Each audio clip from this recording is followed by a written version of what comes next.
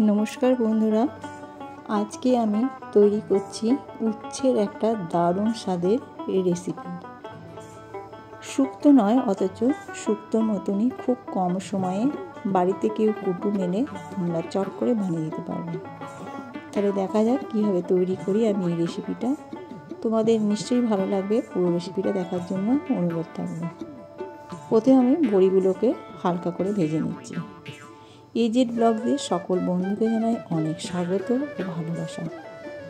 বড়িগুলো আমি ভালো করে ভেজে নিচ্ছি। তেলের পরিমাণ আমি এই তরকারিতে খুবই কম দিয়েছি, যেটুকুনি দরকার সেটুকুনি দিয়েছি। বড়িগুলো ভেজে আমি তুলে নেব। কড়াইয়ের মধ্যে তেল দিয়ে এরপর উচ্ছেটা আমি ভেজে নিচ্ছি। উচ্ছেটাও ওই একই রকমভাবে ভেজে নেব।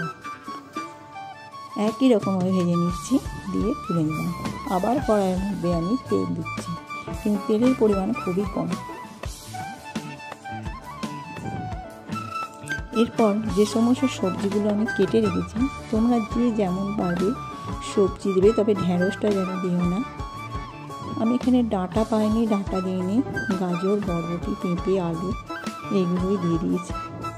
বেগুন, এইগুলো আমি আরেকটু ভালো করে নেড়ে নেব, তবে খুব বেশি নাড়ার প্রয়োজন নেই।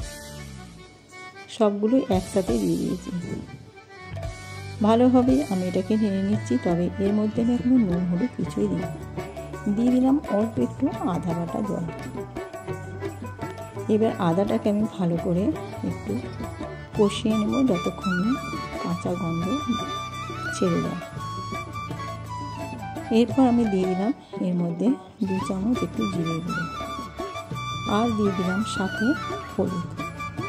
এরপর ভালো করে একবার আমি এটাকে কষিয়ে নেব, কারণ জিরে একটা বিচ্ছিরি গন্ধ বেরোয়, ওই গন্ধটা যাতে না বেরোয় ততক্ষণ আমি এটা ভালো করে কষিয়ে নেব।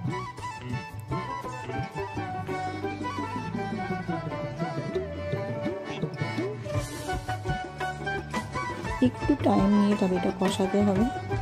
দিয়ে দিলাম ভেজে রাখা উচ্ছে দিয়ে ভালো করে কষিয়ে নিচ্ছি।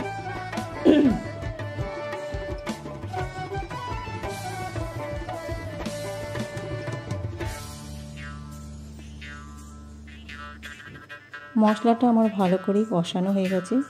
এরপর আমি পরিমাণ মতো দিয়ে দিলাম জল। জলটাকে আমি একটু ভালো করে বেশ কিছুক্ষণ ফুটিয়ে নেব সবজির সাথে। দিয়ে দিলাম অল্প পরিমাণে চিনি আর অল্প পরিমাণে নুন। এরপর ভালো করে আমি এটাকে ফুটিয়ে নেব। এখনও পর্যন্ত আমি বড়িগুলো দিইনি।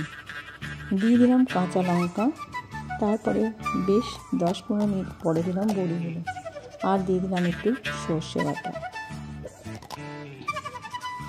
এরপর আমি এটাকে ভালো করে সেদ্ধ করে নেব। দারুণ টেস্টি, ভাতের সাথে ভীষণ ভালো লাগে, আর শুধু খেতেও ভালো লাগে। সর্ষে বাটা জলটা দিয়ে দিলাম। এরপর আমি ভালো করে এটাকে সেদ্ধ করে নেব। এই রেসিপিটা আমার সম্পূর্ণ রেডি। লঙ্কাগুলো একটু ফাটিয়ে ফাটিয়ে দিচ্ছি, এখনও তবে রেডি হয়নি।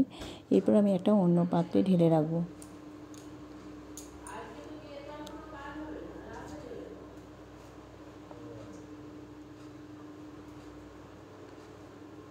অন্য পাত্রে ঢেলে রেখে কড়াইয়ের মধ্যে দিয়ে দিলাম তেল, আর তেলের মধ্যে দিয়ে দিলাম অল্প পরিমাণে 5 ফোড়ন। এরপর 5 ফোড়নটা যা হয়ে গেছে, এই সবজিটা আমি এর মধ্যে ঢেলে দিয়ে বেশ কিছুক্ষণ ফুটিয়ে নেব। ফোটানো হয়ে গেলে আমি এটা একটা অন্য পাত্রে ঢেলে নেব। দারুণ সুন্দর হয়েছিল, তোমরা না খেলে বুঝতে পারবে না। আর রেসিপিটা কেমন লাগলো অবশ্যই কমেন্ট করে জানাবে। ফিরে আসবো আবার কোনো নতুন রেসিপি নিয়ে। তোমরা প্রতিদিন ভিডিও দেখতে থাকো, আর আমিও ভিডিও ছাড়বো নতুন নতুন রেসিপি। যারা এখনও সাবস্ক্রাইব করেনি তারা আমার চ্যানেলটিকে সাবস্ক্রাইব করে দিয়ে বন্ধু হয়ে পাশে থেকে সবাইকে সাহায্য করো। ফিরে আসবো আবার নতুন রেসিপি নিয়ে। ততক্ষণ তোমরা ভালো থেকো।